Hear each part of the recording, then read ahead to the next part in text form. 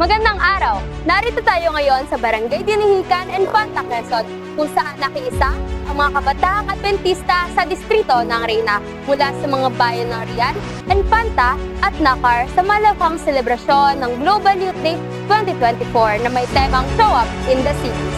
Sa pangunguna ng mga lokal na leader ng iglesia at mga kabataan sa distrito ay humayo at pinaglingkuran natin ang ating mga kaibigan dito sa Barangay Dinihican, Infanta, Quezon, na kung saan atin silang ninalaw, ipinagpanalangin, binigyan ng mga biskwit, mga babastihin at marami pang iba na kung saan ang bawat isa ay may natatanging kakayahan na maipapahagi.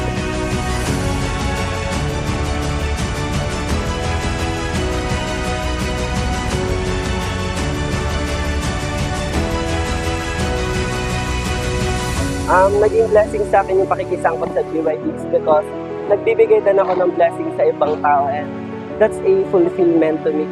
So sa GYD nakapagbigay tayo ng opportunity or nagkakaroon tayo ng opportunity para makapag-share ng blessing na natatanggap natin kay Lord. And para po sa akin is blessing po yun.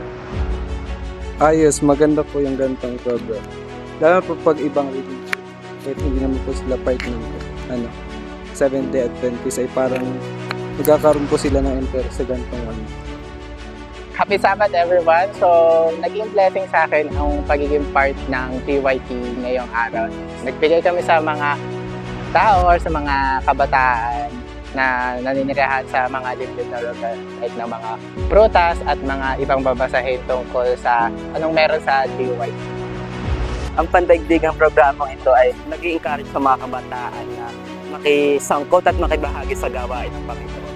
Ang layunin ng programang ito ay ibahagi ang salita ng Diyos, ang magbigay ng pag-asa sa bawat isa. So simpleng pagbibigay ng mga pamphlets, mga babasahin at saka ng mga pagkain ay nakakatulong tayo sa pagbibigay ng pag-asa sa bawat isa. Ang Global Youth Day ay mahalaga sa ating mga kabataan dahil ito ay nagkakaroon ng unity sa mga churches, mga kabataan, at sila ay nagkakaroon ng fellowship. Ganun din sila ay nati-train ng maaga sa mga gawain ng church, mga program. Kaya ito ay napakahalaga.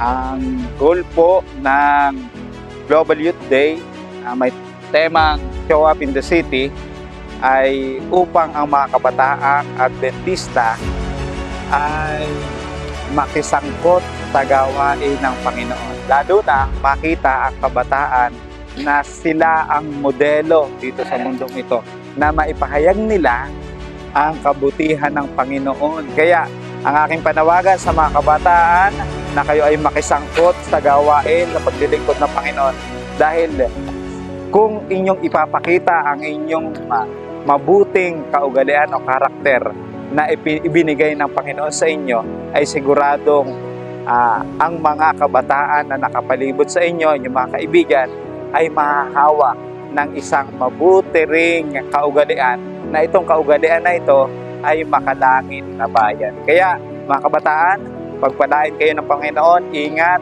at God bless sa inyo.